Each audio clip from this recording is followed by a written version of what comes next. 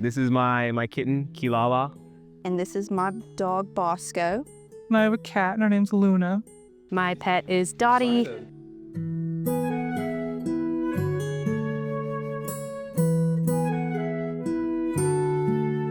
I got her like 5 years ago, I think. She originally was my sister's cat, but she liked me more, so she became my cat, and I brought her up here like 2 years ago. This little dog Braxton, my roommate's dog. He's a lot, but he's great. He's really fun. Very different than Luna. I got Bosco as a gift when I was 5. So I've had him for 16 years now. My mom got him for me. He's coming up right at like the older ages for them, but he's very healthy, like relatively for his age, especially. But he loves his treats and he loves being outside. And he grew up on a lake, so he actually like loves swimming.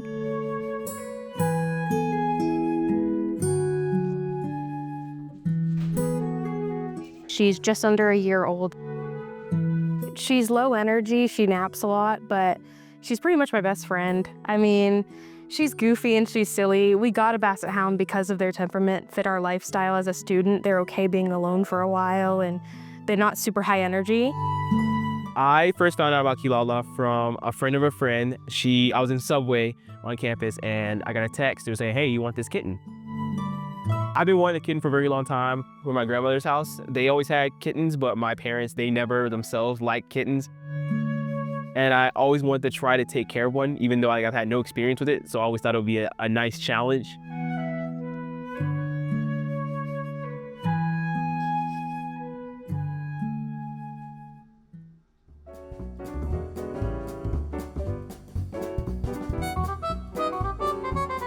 He is like a big part of my life in general, and I genuinely consider him like an emotional support animal, especially now that he's here with me at college.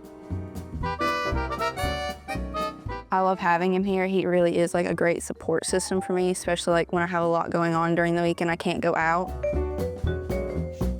He came here back in August, so it's been an adjustment trying to get used to my schedule kind of running around his, especially since he's on some medications and things like that. So I have to be home at certain times. I have to get up at earlier, even if I don't have class and things like that. It's a lot of like feeding, making sure he goes out at least 3 or 4 times a day. And then I have to spend X amount of time outside with him and things like that. So it's a lot of responsibility, but he's worth it. I think the benefit outweighs the cost of having him.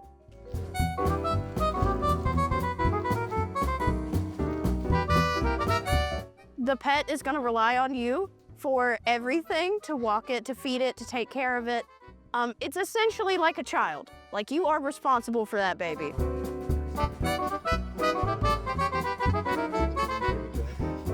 Every dog is gonna be a little different. Every dog has a different story. You can tell that they all have good, happy families that take real good care of them. She's just chill. It's nice that I can just come home, just sit on the couch, and she'll just come over and just hang out with me.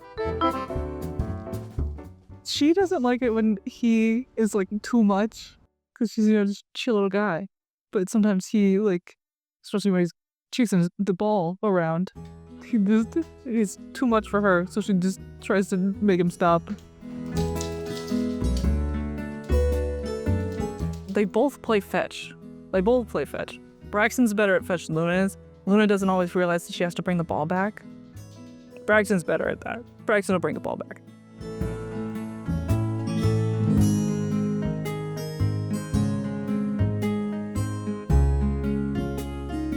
So she has taught me a lot about responsibility, especially with her being so young. When I first got her, she was not fixed at all.